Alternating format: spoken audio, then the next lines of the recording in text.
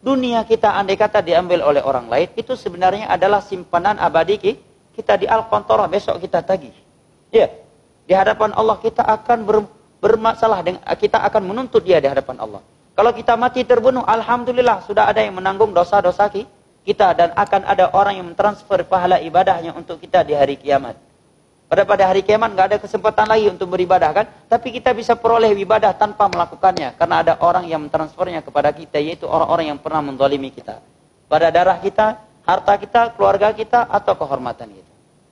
Apa yang perlu kita khawatirkan jemaah?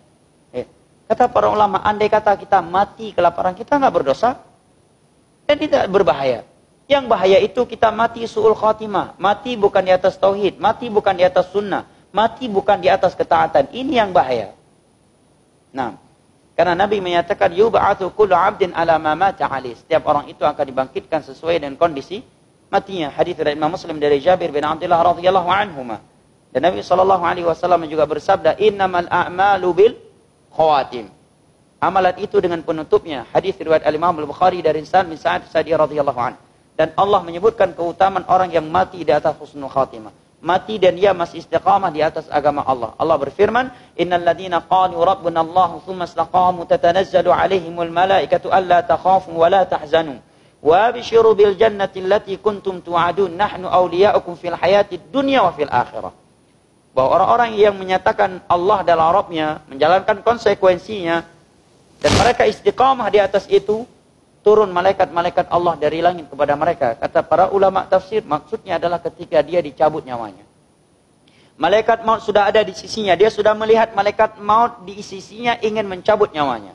Turun malaikat-malaikat khusus dari langit menghibur dia, menemani dia yang akan dicabut nyawanya oleh malaikat maut, dengan berkata kepadanya, "Kamu tidak usah takut terhadap apa yang akan terjadi.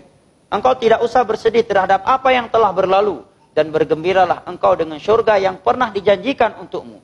Ketika di dunia kamilah wali-wali Allah untukmu. Dan setelah kematian pun kami juga akan menjadi wali-wali Allah untukmu." Adakah kerugian jemaah? Tidak ada kerugian. Jadi apa yang kita khawatirkan? Dunia kita cari atau tidak, pasti dapat. Walaupun kita harus melakukan sebab. Karena Nabi telah menyatakan tidak ada yang mati di dunia ini kecuali rezekinya sudah sempurna.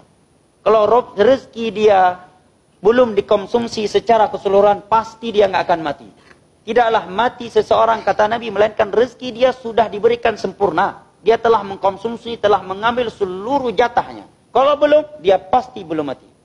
Itu kaidah dalam agama. Dari hadis Nabi SAW. Jangan terlalu lemah iman kita. Janganlah kita bermental kerupuk. Ya. Baru baca berita aja udah kena stroke. Ya. Ini bagaimana masa depan anak saya, bagaimana sekolah anak, bagaimana. Ini orang-orang yang bermental kerupuk namanya ini. Nggak punya iman sedikit pun. Kurang percaya sama janji Allah dan Rasulnya. Lupa sama akhirat. Terlalu rendah cita-citanya.